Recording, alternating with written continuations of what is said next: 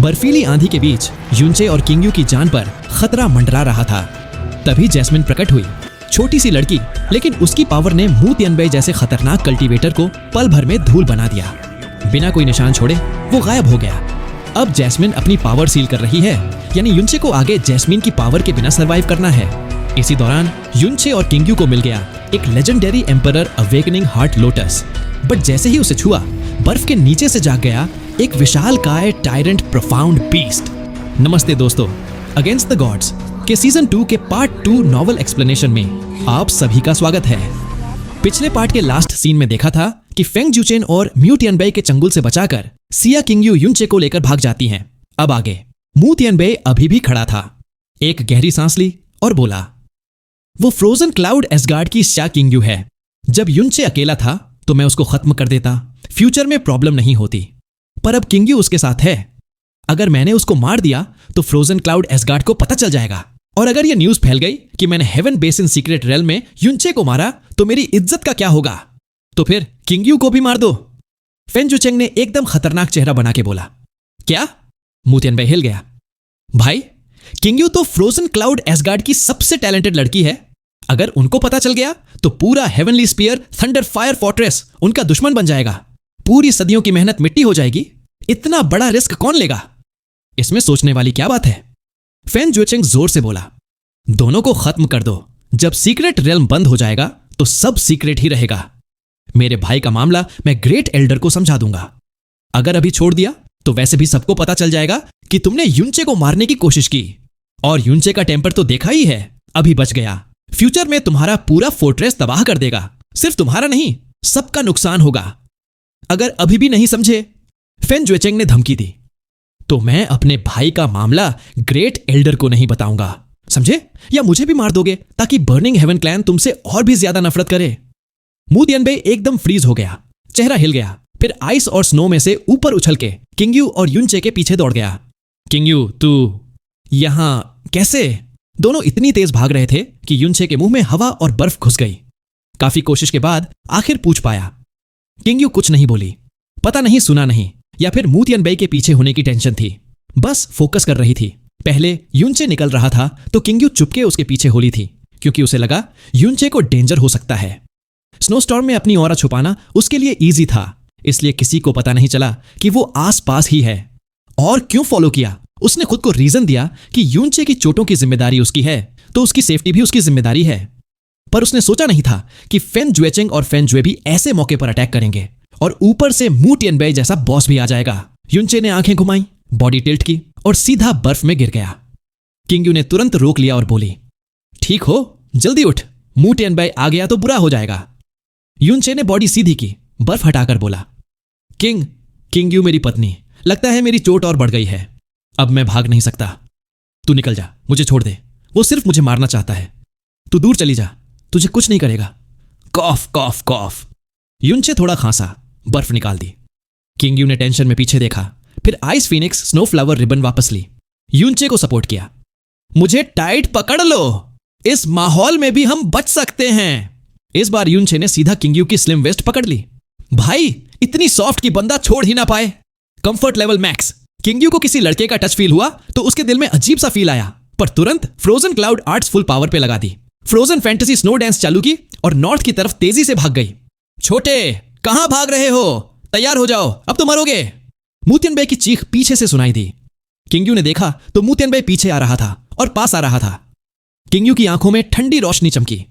उसने left arm उठाई, आइसी blue light निकाली और आसपास की बर्फ मू तियनबेई की तरफ उड़ा दी। बैंग! मू तियनबेई ने बर्फ को आराम से हटा दिया। भाई, वो तो heavenly spear thunder fire fortress का बॉस है। उसकी पावर तो लेवल 5 स्काई प्रोफाउंड रेल्म से भी ऊपर। किंगयू के टीचर चू युएली से भी कम नहीं। किंगयू का उसके सामने टिकना मुश्किल था। युनचे तो मजा ले रहा था, किंगयू की कमर पकड़ के, कभी कभी हाथ से हल्का सा रब भी कर रहा था। पर मू तियनबेई ने मूड खराब कर दिया, पीछे आ गया। युनचे ने गुस्से में बोला, जैस्मिन, इसको खत्म कर दे। बैंग! आगे कुछ भी नहीं था, पर मू तियनबेई को लगा कि किसी पत्थर से टकरा गया। बंदा हिल गया, हवा में घूम गया। जब संभला तो किंगयू और युनचे गायब। सामने एक छोटी सी लड़की खड़ी थी, रेड प्रिंसेस ड्रेस में, एकदम क्यूट। बर्फ सब जगह गिर रही थी, पर उस लड़की पे एक भी स्नोफ्लेक नहीं। मू तियानबे उसको देख के ब्लैंक हो गया, क्योंकि वो लड़की तो एकदम पोर्सलेन डॉल जैसी थी, पर चेहरे पे एकदम सीरियस एक्सप्रेशन। उसने अपनी बर्फ से भी ज्यादा सॉफ्ट उंगली उठाई, मू तियानबे की तरफ पॉइंट किया और उसकी आंखों में ब्लडी रेड लाइट चमक गई। बता, कैसे मरना पसंद करेगा? तू कौन है रे? मू तियानबे ने कभी सोचा भी नहीं था कि उसकी जिंदगी में ऐसा दिन आएगा जब एक छोटी सी लड़की से इतना डर लगेगा कि पूरा बॉडी कांपने लगेगा। जैस्मीन, जो अभी आधी आत्मा वाली फॉर्म में थी, उसकी असली पावर का सिर्फ एक छोटा टुकड़ा था, लेकिन मू तियानबे के लिए तो यह भी भूत जैसा था। सामने एक प्यारी सी लड़की खड़ी थी, लेकिन उसे लगा जैसे मौत खुद सामने खड़ी हो। उसका पूरा बॉडी लिटरली कांप रहा था। जैस्मीन ने एक ठंडी सी मुस्कान दी, लिप्स थोड़ा टिल्ट किए और बोली, प्रिंसेस ने तुझे मौका दिया था कि अपनी मौत का तरीका चूज कर ले। अब जब तू चूज नहीं कर रहा तो मैं ही कर लेती हूं। अब तू वैनिश हो जा। जैस्मीन ने अपना छोटा सा हाथ हवा में हिलाया। बैंग! एक हल्का सा धमाका हुआ और उसके पहले की आवाज दूर तक जाती स्नो स्टॉर्म ने उसे दबा दिया। एक छोटी सी हलचल हुई और मू तियानबे का बॉडी तुरंत फट गया। मतलब लिटरली टुकड़े टुकड़े हो गया। पहले छोटे टुकड़े, फिर और छोटे, फिर इतने छोटे कि धूल से भी छोटे, और फिर पूरा बॉडी वैनिश। एक भी निशान नहीं बचा, सब कुछ शून्य हो गया। जैस्मीन ने उसे वैनिश होते देखा, लेकिन उसके चेहरे पर कोई फर्क नहीं पड़ा। दोनों हाथ से एक अजीब सा मैजिक बनाया। वो तेज घूम के उसके सीने में घुस गया और जैस्मीन भी एकदम वैनिश हो गई। दूसरी तरफ मू तियानबे बिल्कुल पीछे था, तो सिया किंग्यू को लगा कि अब तो बचने का कोई चांस ही नहीं है। जैसे ही वो अपना फ्रोजन क्लाउड डोमेन खोलने वाली थी, उसने फील किया कि मू तियानबे का प्रेशर अचानक से वैनिश हो गया। पलट के देखा तो मू तियानबे भी वैनिश। वो थोड़ी शॉक्ड थी, लेकिन बिना टाइम वेस्ट किए यूनचे को लेकर तेज भाग गई और पता ही नहीं चला कितने आइस के पहाड़ों को क्रॉस कर लिया। जैस्मीन वापस आई तो यूनचे ने तुरंत पूछा, हो गया काम? जैस्मीन ने एटीट्यूड में बोला, तू सच में सोचता है कोई मेरे हाथ से जिंदा बच सकता है? और फेन जूचेंग का क्या हुआ? उसे भी निपटा दिया? मैं सिर्फ एक बंदे को मारने का बोला था, मुझे फेन जूचेंग से कोई मतलब नहीं है। अरे यार, अगर फेन जूचेंग जिंदा है तो मैंने फेन जूबी को बेकार ही मारा। वो जाके फेन मोली को सब बता देगा, फिर तो सबको पता चल जाएगा कि मैंने फेन जूबी को मारा। ऐसे तो मैं खुद ही उसे मार देता। वो तेरा प्रॉब्लम है, मेरा नहीं। यूनचे ने बस एक गहरी सांस ली, कुछ बोल नहीं पाया। वैसे मू तियानबे का लाश कहां है? वहीं पड़ा होगा ना, जहां उसने हमें पकड़ने की कोशिश की थी। मैं उसे पूरी तरह वैनिश कर चुकी हूं। लाश तो दूर, एक राख का टुकड़ा भी नहीं बचा। क्या करना था उसकी लाश का? अरे यार! यूनचे ऑलमोस्ट उछल गया। मू तियानबे तो heavenly spear thunder fire fortress का बॉस था। उसके पास तो जरूर कोई बड़ी चीज या सीक्रेट या फिर खूब सारे ट्रेजर्स होंगे। तुमने तो उसे एकदम ही वैनिश कर दिया। अगर आधा काट देती तो कम से कम कुछ मिल जाता। तुम तो फ्यूचर में पक्का एक नखरे वाली बीवी बनोगी। जैस्मीन ने ठंडा सा जवाब दिया। जब खुद नहीं मार सकता था तो अब बक बक मत कर। यूनचे चुप हो गया। फिर यूनचे ने पीछे मुड़ के सोचा कि फेन जूचेंग को जाके खत्म कर दे, लेकिन स्नो स्टॉर्म में कुछ दिख ही नहीं रहा था, तो छोड़ दिया। जैस्मीन ने बोला, मैं अब अपनी पावर सील कर रही हूं। अब लंबा टाइम तक मैं सिर्फ अपनी पॉइजन को निकालने में लगाऊंगी, बाहर पावर यूज नहीं कर सकती। जब नेक्स्ट टाइम कोई डेंजर आए तो बस दुआ करना। लंबा टाइम मतलब कितना? वैसे ही एक सील लगा दिया, पता नहीं कब खुलेगा। कम से कम 1 साल, मैक्सिमम तो पता नहीं कितने साल। 2 घंटे बाद जब कंफर्म हो गया कि मू तियानबे पीछा नहीं कर रहा, तो सिया किंग्यू ने यूनचे को स्नो पर गिरा दिया। यूनचे ने अय्या बोला और सीधा उसके ऊपर गिर गया। टाइट हग कर लिया। सिया किंग्यू ने थोड़ा सा पुश किया, खुद खड़ी हो गई और एकदम काल्म एक्सप्रेशन में बोली, अब एक्टिंग बंद कर, मुझे पता है तेरी चोट वैसे भी ठीक थी। यूनचे खड़ा हुआ, स्नो साफ किया। कुछ बोलने ही वाला था कि उसने देखा सिया किंग्यू का वेल गिर गया था और उसका चेहरा एकदम सामने था, इतना खूबसूरत कि बंदा बस देखता ही रह जाए। सिया किंग्यू ने देखा कि यूनचे घूर रहा है तो खुद का चेहरा टच किया और समझा कि वेल वैनिश हो चुका है। फिर उसने साइड में देखा और पूछा, फेन जूचेंग और फेन मोली तो प्रिंसेस क्योंग के चक्कर में तुझे मारना चाहते थे, लेकिन मू तियानबे क्यों? यूनचे ने बोला, मू तियानबे ने मुझे अपने फोर्ट्रेस में बुलाया था, मैंने उसकी बेइज्जती कर दी, उसके फेव स्टूडेंट को भी नुकसान पहुंचाया तो उसने दुश्मनी ले ली। बस ऐसी ही बकचोदी थी। सिया किंग्यू ने सॉफ्टली बोला, मू तियानबे यहां का सबसे बड़ा आदमी है, कोई उससे पंगा नहीं लेता। ऐसे लोगों से फ्यूचर में बच के रहना। यूनचे ने बोला, मैं तो कभी किसी को पहले नहीं छेड़ता, सब मुझे छेड़ते हैं, लेकिन हां, जो मुझे छेड़ेगा उसे मैं भी नहीं छोड़ता। फिर यूनचे ने स्माइल किया, किंग्यू मेरी बीवी, तू ना होती तो मैं तो गया था आज, लेकिन तू मेरी बीवी है तो थैंक यू बोलने का भी नहीं। वैसे तू यहां थी कैसे? कहीं ऐसा तो नहीं कि तू छुप छुप के मेरी चिंता कर रही थी? सिया किंग्यू ने ऑकवर्डली बोला। बस वैसे ही पास से जा रही थी, लेकिन क्लियरली उसका झूठ पकड़ा गया। फिर उसने युनचे को बोला, अब मुंह तियानबे तो मिलने से रहा, तेरी चोट भी ठीक हो गई है, तू संभाल ले अपने आप को, मैं चलती हूं। युनचे ने बोला, अरे रुक जा, वैसे मैं तो फेन जूचेंग को बेवकूफ बनाने के लिए एक्टिंग कर रहा था। मेरी चोट अभी भी ठीक नहीं हुई, बस 50% ठीक हूं। स्पेशली अंदर की चोट तो कॉफ कॉफ, और मेरी पावर भी सिर्फ 30% वापस आई है। अगर मुझे फिर से फेन जूचेंग या मुंह तियानबे मिल गए तो मैं तो गया। तू तो मेरी बीवी है, तुझे तो मेरा ध्यान रखना चाहिए ना। सिया किंग्यू ने थोड़ा रिएक्ट किया, लेकिन कुछ बोला नहीं। युनचे ने फिर बोला, बीवी हो तो साथ रहना चाहिए, सुख दुख में, सब में। अभी तो मैं बीमार हूं, तुझे तो मेरा ख्याल रखना चाहिए। अरे रुक जा। सिया किंग्यू ने बस इग्नोर किया, साइड से निकल गई और नॉर्थ की तरफ चल दी। युनचे ने पीछे से बोला, सच में मुझे अकेला छोड़ के जा रही है क्या? सिया किंग्यू ने कुछ नहीं बोला, लेकिन डोर जाके धीरे से बोली, अभी तक खड़ा क्यों है, जल्दी आ।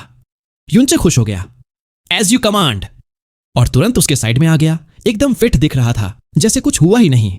दोनों नॉर्थ की तरफ निकल गए, स्नो स्टॉर्म में वैनिश हो गए, और लास्ट में युनचे को दिल से थैंक यू फील हुआ कि सिया किंग्यू ने उसकी जान बचाई, क्योंकि मुंह तियानबे कोई आम आदमी नहीं था। लेकिन उसे समझ नहीं आ रहा था कि सिया किंग्यू के दिल में उसकी जगह क्या है। शादी के बाद उसने कोशिश की थी कि उसके दिल में अपनी जगह बना ले, लेकिन अब लगता है जैसे वो सिर्फ एक नाम का पति है। लेकिन आज जब सिया किंग्यू उसके लिए आई, उसको प्रोटेक्ट किया, तो फिर से कंफ्यूज हो गया और सोचने लगा, लड़कियों का दिल समझना तो दुनिया का सबसे मुश्किल काम है। तो युनचे और सिया किंग्यू ऐसे ही एक साथ निकल पड़े, बिना किसी टेंशन के। दोनों ब्लू विंड एम्पायर की यंग जनरेशन में सबसे जबरदस्त जोड़ी थे, एकदम पावर कपल। नॉर्थ की तरफ सीधा जा रहे थे। वैसे सच बोलूं तो खुद उनको भी नहीं पता था कि सामने क्या है। बस हर तरफ बर्फ ही बर्फ और तेज हवा चल रही थी। न कोई रिवॉर्ड मिल रहा था, न कोई डेंजर मिल रहा था, और तो और एक भी प्रोफाउंड बीस्ट का नाम निशान नहीं था। युनचे तो फुल बक बक मोड में था, हर टाइम कुछ न कुछ पूछ रहा था, या फिर खुद ही अपनी कहानी सुना रहा था कि सिया युआनबा के साथ क्या हुआ, अब क्या चल रहा है, सब कुछ। सिया किंग्यू का रिएक्शन बिल्कुल ठंडा, कभी कभी बस हां में हां मिला देती थी, वरना साइलेंस ही साइलेंस। वो बस हाथ से बर्फ हटा रही थी, शायद कुछ ढूंढ रही थी, लेकिन मिल कुछ नहीं रहा था। युनचे ने बोला, किंग्यू मेरी बीवी, तुझे मुझसे कुछ पूछना नहीं है क्या? जैसे कि मैं कैसे था जब तू चली गई थी, कहां कहां घूमा, किसी ने मुझे टेंक तो नहीं किया? सिया किंग्यू ने एकदम पोकर फेस के साथ बोला, तेरी पर्सनैलिटी देख के तो लगता है तू खुद किसी को टेंक करता होगा, तुझे कौन टेंक करेगा? फिर फाइनली उसने खुद एक सवाल पूछ ही लिया, वैसे मुझे ये बता, तूने इतनी जल्दी इतनी प्रोग्रेस कैसे कर ली? युनचे एकदम सीरियस हो गया, ये मेरा सीक्रेट है, मैं किसी को नहीं बताता, लेकिन तू तो मेरी बीवी है तो तुझे बता देता हूं। मैं एक मास्टर से मिला था, उसने मेरी प्रोफाउंड वेन्स वापस ग्रो कर दी और मुझे काफी चीजें सिखाई। थोड़े स्पेशल एनकाउंटर्स भी हुए, बस इसी वजह से मैं आज यहां हूं। सिया किंग्यू थोड़ी हैरान हो गई, तेरा मास्टर तो बड़ी ही कमाल की इंसान होगी जो तुझे इतना स्ट्रांग बना दिया। युनचे थोड़ा रुक के बोला, तू ये नहीं पूछेगी कि मेरी मास्टर कौन है? सिया किंग्यू ने बोला, वो तेरा पर्सनल मैटर है, मुझे क्या? युनचे ने स्माइल करते हुए बोला, वैसे मेरी मास्टर वैसे ही कमाल की है, लेकिन तू सोच भी नहीं सकती कितनी अलग है। उसने मुझे कुछ सिखाया नहीं, बस सब कुछ मेरे दिमाग में डाल दिया और बोला खुद समझ ले। लेकिन मैं भी उसको डिसअपॉइंट नहीं करता, जो भी सिखाया फटाफट समझ गया, तभी तो मैं आज ऐसा हूं। जैस्मीन की आवाज दिमाग में गूंज गई, हां, बड़ा ही सेल्फ ऑब्सेस्ड है तू। तभी युनचे को अपने लेफ्ट हैंड में अजीब सी फीलिंग आई। उसने देखा sky poison pearl green light में चमक रही थी। युनचे ने सोचा, ओहो, स्काई पॉइजन पर्ल को कोई बड़ी चीज मिल गई है, और जब भी ये पर्ल रिएक्ट करती है समझ जाओ कोई जबरदस्त ट्रेजर आसपास है। पहले भी 2 बार हुआ था, एक बार स्टार कंसीलिंग ग्रास मिला था, दूसरी बार इविल गॉड का फायर सीड, और अब तीसरी बार। और डायरेक्शन भी बिल्कुल सामने की तरफ ही दिख रही थी। सिया किंग्यू ने पूछा, क्या हुआ, क्यों रुक गया? युनचे बोला, लगता है बड़ी लूट मिलने वाली है, चलो आगे। बर्फ की आंधी रुकने का नाम ही नहीं ले रही थी, और नीचे बर्फ इतनी मोटी हो गई थी कि सोच भी नहीं सकते। दोनों 4 घंटे तक बस चलते ही रहे। स्काई पॉइजन पर्ल की लाइट अब भी थी, लेकिन अब तक कुछ मिला नहीं। युनचे को कोई डिसअपॉइंटमेंट नहीं था, उल्टा और एक्साइटेड हो गया। इतनी दूर से पर्ल रिएक्ट कर रही है तो चीज भी जबरदस्त होगी, इतनी ठंड थी कि युनचे जैसे ड्रैगन बॉडी वाले को भी अब थोड़ा फील होने लगा था। बाकी लोगों का तो सोचो क्या हाल होगा। वो अपना गला दबाते हुए बोला, किंगयू मेरी बीवी, तेरी मास्टर और सीनियर मास्टर यहां पहले भी आई होंगी, उनको क्या मिला था? सिया किंगयू ने सोचा, मेरी मास्टर 2 बार आई थी। पहली बार 3 प्योर क्लाउड जेड और 2 10,000 ईयर ओल्ड ब्लड मिले थे। दूसरी बार एक बड़ा सा purple wand heaven crystal, 3 drops profound spirit jade dew और एक बड़े बीस्ट की हड्डी मिली थी। मास्टर बोलती थी यहां 3 सीजन होते हैं और सबसे बेकार है विंटर। विंटर में सब कुछ बर्फ के नीचे छुप जाता है, कुछ मिलता ही नहीं। और भाई युनचे और सिया किंगयू के साथ भी वही हो रहा था। पहली ही बार में उनको सबसे खतरनाक विंटर मिल गया। न ट्रेजर न पत्थर, कुछ भी नहीं दिखा। युनचे ने पूछा, वैसे सबसे बड़ी चीज क्या मिली है यहां किसी को? बस पूछ ही रहा था कि अचानक रुक गया। सिया किंगयू ने बोला, पता नहीं, जो मिलता है वो छुपा रहता है, लेकिन सुना है कि 400 साल पहले किसी ने एम्परर अवेकनिंग हार्ट लोटस यहां पाई थी। युनचे एकदम shocked, emperor awakening heart lotus, वो क्या होता है? उसने कभी नाम भी नहीं सुना था। सिया किंगयू ने बोला, ये एक सेक्रेड ऑब्जेक्ट है जो हमारी सेक्ट की किताब में लिखा है। कहते हैं ये हेवन का गिफ्ट है और दुनिया में होना ही नहीं चाहिए। सिर्फ एक बार मिला था, उसके बाद कभी नहीं। 400 साल पहले एक सीनियर ने बोला था कि उसने ये लोटस यहां देखा, लेकिन उसके बाद वो कभी वापस नहीं आया। युनचे ने पूछा, वैसे ये लोटस करता क्या है? खा लो तो इमॉर्टल हो जाते हैं क्या? सिया किंगयू ने बोला, किसी ने देखा तो नहीं, लेकिन सुना है कि ये खाने से बिना पावर वाला भी एक दिन में अर्थ प्रोफाउंड रेल्म में आ सकता है, और अगर मैं खा लूं तो सीधा स्काई प्रोफाउंड रेल्म। और पावर भी एकदम जेंटल है, कोई साइड इफेक्ट नहीं। युनचे की आंखें फट गईं। इतना जबरदस्त, मतलब एक दिन में ही टॉप लेवल पर पहुंच जाओ बिना मेहनत के? ये तो सच में हेवन को चीट करने जैसा है। फिर युनचे ने पूछा, वैसे दिखता कैसा है ये लोटस? और थोड़ा ऑकवर्ड फेस बनाया। सिया किंगयू ने बोला, मैंने रिकॉर्ड्स में पढ़ा है ये नॉर्मल लोटस से बहुत बड़ा होता है, फुल खिलने पर 5 फीट तक चौड़ा, पेटल्स लाइट ब्लू एकदम क्रिस्टल जैसे, और बीच में स्कारलेट रेड चमक रही होती है। स्टेम भी ब्लू, एकदम ड्रीमी कलर। युनचे ने एकदम डिटेल में डिस्क्रिप्शन दे दी और फिंगर से पीछे की तरफ पॉइंट किया। वैसे मैं ये सब इसलिए बोल रहा हूं क्योंकि वो लोटस अभी तेरे पीछे ही है। सिया किंगयू ने झट से पलट के देखा और लिटरली फ्रीज हो गई। उनसे सिर्फ 50 स्टेप्स दूर एक जायंट ब्लू लोटस खिला हुआ था, एकदम वैसे ही जैसे डिस्क्रिप्शन में था। बर्फ की आंधी में भी वो लोटस एकदम मस्त खड़ा था, न कोई पेटल हिल रही थी, न कोई स्नो उस पर टिक रही थी। प्योर ब्लिजर्ड में भी वो लोटस एकदम शाइनिंग स्टार की तरह चमक रहा था। Emperor awakening heart lotus. Xia Qingyu तो लिटरली शॉक हो गई। जो लोटस उसके सामने था वो बिल्कुल वैसा ही था जैसे रिकॉर्ड्स में लिखा था। सेम कलर, सेम शाइन और एटीट्यूड तो ऐसा जैसे पूरी दुनिया उसके पैरों में हो। मतलब ये कोई नॉर्मल फूल नहीं था, ये तो असली लेजेंड का आइटम था।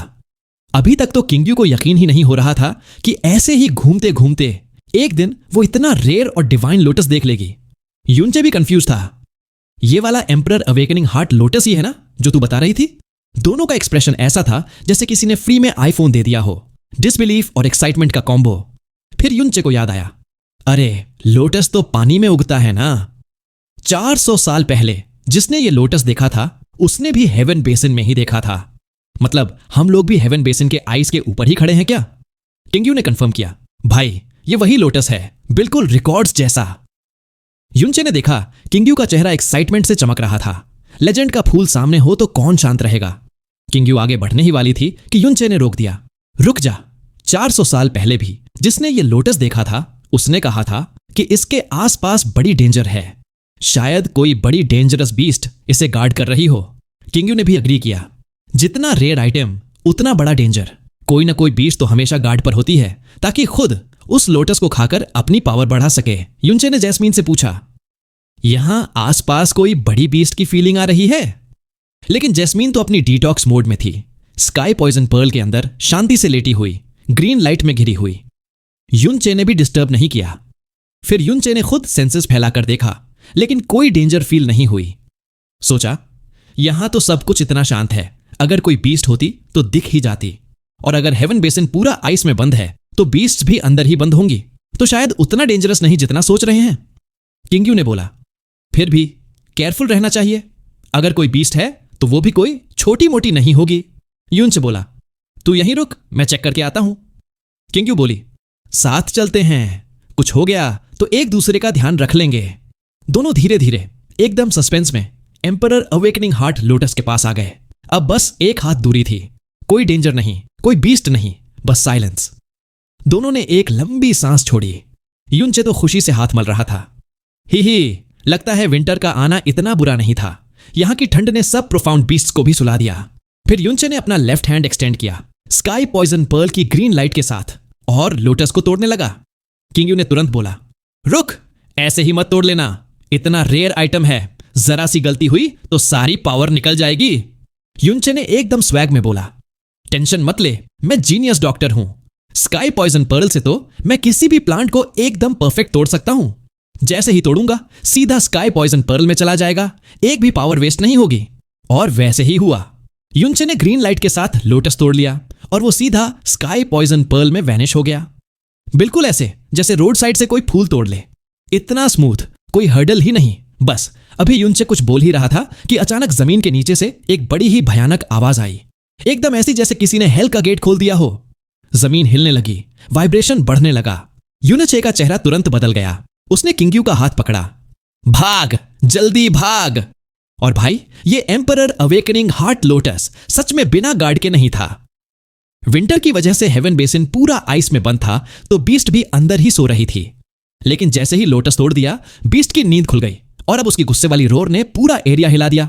युनचे और किंगयू फुल स्पीड में भागे, 600 मीटर दूर तक निकल गए।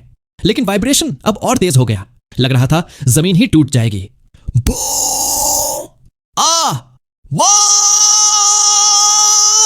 एक ऐसी रोर आई कि युनचे का दिमाग ब्लैंक हो गया। दोनों आइस पर गिर गए। पलट के देखा तो जिंदगी का सबसे बड़ा शॉक मिल गया। जमीन ऊपर उठ गई, बर्फ के बड़े टुकड़े हवा में उड़ गए और एक बड़ा सा पानी का टावर बन गया। मतलब हेवन बेसिन की आइस 30 मीटर मोटी थी, लेकिन वो भी बटर की तरह टूट गई। नीचे से एक जायंट व्हाइट बीस्ट बाहर आई, 300 मीटर ऊंची, पूरी व्हाइट हेयर, बॉडी ह्यूमन जैसी, फेस वुल्फ जैसा, आंखें रेड। जब वो बीस्ट लैंड हुई तो लिटरली माउंटेन की तरह लग रही थी। पूरा लाइट ब्लॉक हो गया और उसकी ऑरा तो ऐसी थी जैसे 10,000 पहाड़ों का वेट एक साथ आ गया हो। युनचे और किंगयू उसके सामने बस 2 छोटी मक्खियां लग रहे थे। जो डिस्टेंस दोनों ने फुल स्पीड में कवर किया था, बीस्ट ने 2 कदम में कवर कर लिया। दूसरी तरफ 2 आइसी माउंटेन्स के बीच लिंग युफेंग अपना पहला रिवॉर्ड ढूंढ रहा था। तभी दूर से प्रोफाउंड बीस्ट की आवाज सुनाई दी। पहले तो आवाज धीमी थी, लेकिन उसकी पावर ने लिंग युफेंग को हिला दिया। उसका चेहरा शॉक से भर गया, उसकी आत्मा तक कांप गई। ये तो टायरेंट प्रोफाउंड बीस्ट की पावर है। हेवन बेसिन सीक्रेट रेल में ऐसी बीस्ट ब्लू विंड एम्पायर की हिस्ट्री में कभी ओवरलॉर्ड या मोनार्क लेवल का कुछ देखा भी नहीं था। थ्रोन ही उनका मैक्स लेवल था। अब ये आवाज सुन के लिंग युवेंग को लगा कि जिसने भी इस बीस्ट को छेड़ दिया है, उसका तो बस गेम ओवर है। लिंग युवेंग 2 कदम पीछे हटा, फिर भी उस रोर की तरफ उड़ गया, बस ये सोच के कि भगवान करे ये किसी उसके हेवनली सोर्ड विला वाले का काम ना हो। तो दोस्तों, आज के पार्ट में खतरे के रूप में विशालकाय टायरेंट प्रोफाउंड बीस्ट युनचे और सिया किंगयू के सामने एक बहुत बड़ी चुनौती के रूप में है। कैसे युनचे और सिया किंगयू इस चुनौती का सामना करेंगे, देखेंगे नेक्स्ट पार्ट में, जिसके लिए आप हमारे चैनल को सब्सक्राइब कर सकते हैं। साथ ही अगर आपको ये वीडियो पसंद आई हो तो वीडियो को लाइक करके एक प्यारा सा कमेंट भी कर देना, जिससे मुझे भी खुशी होगी। और अगर आप चाहें तो इस वीडियो को अपने प्यारे और शैतान दोस्तों के साथ शेयर भी कर सकते हैं। क्या दोनों इस विशालकाय टायरेंट प्रोफाउंड बीस्ट से बच पाएंगे या सीक्रेट रेल में हमेशा के लिए खो जाएंगे?